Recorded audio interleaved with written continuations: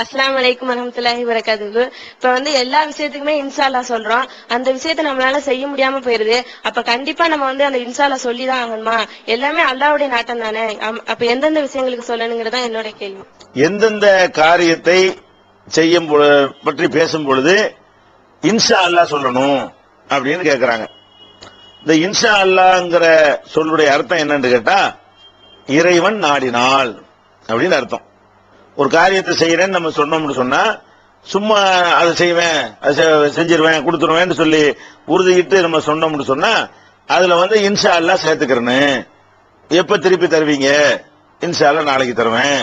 அதான் இறைவன் நாடினால் நாளைக்கு. ஏன்னா நம்ம நாளைக்கு தர நம்ம நினைச்சா கூட அல்லாஹ் நினைக்கலன்னு வைங்க, அதை கொடுக்க முடியாத ஒரு சூழ்நிலைகளை நம்மளை அறியாம உண்டாக்கி நம்மளை பொய்யர்களாக்குற அளவுக்கு அந்த நிலைமை போயிடும்.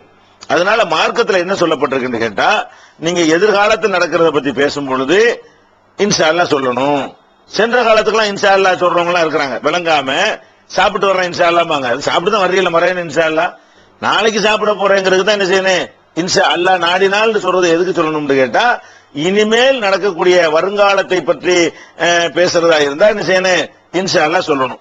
அந்த வருங்காலத்தை பற்றி பேசும் பொழுது கூட கன்ஃபார்மா அடிச்சு சொல்றோம்ல, அதுக்கு தான் இன்ஷா அல்லாஹ் சொல்லணுமே தவிர டவுட்டா சொல்றோம்ல அதுக்கு இன்ஷா அல்லாஹ் சொல்ல வேண்டிய அவசியம் இல்ல. வந்தாலும் வருவேன் அப்படிங்கிறோம், இதுக்கு இன்ஷா அல்லாஹ் தேவை கிடையாது. வந்தாலும் வருவேன் சும்மா சொல்லிடலாம். வரலாம்னு நினைக்கிறேன், இது நம்ம உறுதியா சொல்லல.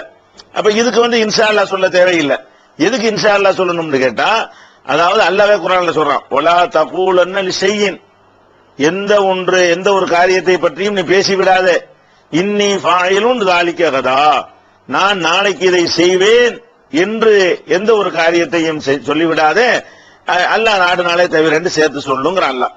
அப்ப எதை கன்ஃபார்மான வார்த்தைகளால் நம்ம சொல்லுகிறோமோ அதுக்கு தான் இன்ஷா அல்லாஹ் சொல்லணும்.